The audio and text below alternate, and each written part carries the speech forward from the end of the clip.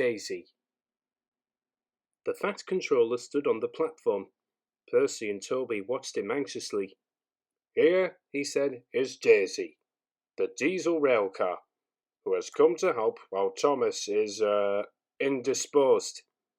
"Please, sir," asked Percy, "will she go, sir, when Thomas comes back, sir?" "That depends," said the Fat Controller. "Meanwhile, however long she stays, I hope you will make her welcome and comfortable." "Yes, sir, we'll try, sir," said the engines. "Good. Run along now and show her the shed. She will want to rest after her journey." Daisy was hard to please. She shuddered at the engine shed. "This is dreadfully smelly," she announced.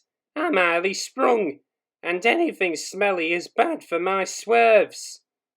They tried the carriage shed. "This is better," said Daisy, "but whatever is that rubbish?"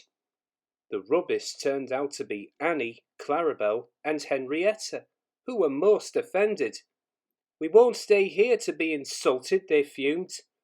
Percy and Toby had to take them away and spend half the night soothing their hurt feelings. The engines woke next morning feeling exhausted. Daisy, on the other hand, felt bright and cheerful. "Ooh, ooh," she tooted as she came out of the yard and back to the station. "Look at me," she purred to the waiting passengers. "I'm the latest diesel, highly sprung and right up to date. You won't want Thomas's bumpy old Annie and Clarabel now." The passengers were interested. They climbed in and sat back comfortably, waiting for Daisy to start. Every morning, a van is coupled to Thomas's first train. The farmers send their milk to the station, and Thomas takes them down to the dairy. Thomas never minds the extra load, but Daisy did. As soon as she saw that the van was to be coupled to her, she stopped purring. "Do they expect me to pull that?" she asked indignantly. "Surely," said her driver, "you can pull one van." "I won't," said Daisy. "Percy can do it. He loves messing about with trucks." She began to shudder violently. "Nonsense," said her driver. "Come on now, back down." Daisy lurched backwards, but she was so cross that she blew a fuse.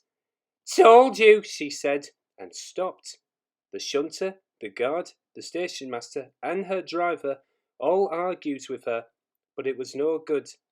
"It's fitter's orders," she said. "What is?" "My fitter's a very nice man. He is interested in my case. He comes every week and examines me carefully. 'Daisy,' he says, 'never, never pull. You're highly sprung, and pulling is bad for your swerves.'" "So that's how it is," finished Daisy. "Stuff and nonsense," said the station master. "I can't understand it," said the shunter. "Whatever made the Fat Controller send us such a feeble—" "Feeble!" spluttered Daisy. "Let me!" "Stop arguing," grumbled the passengers. "We're late already." So they uncoupled the van, and Daisy purred away, feeling very pleased with herself. "That's a good story," she chuckled. "I'll do just what work I choose, and no more." But she said it to herself.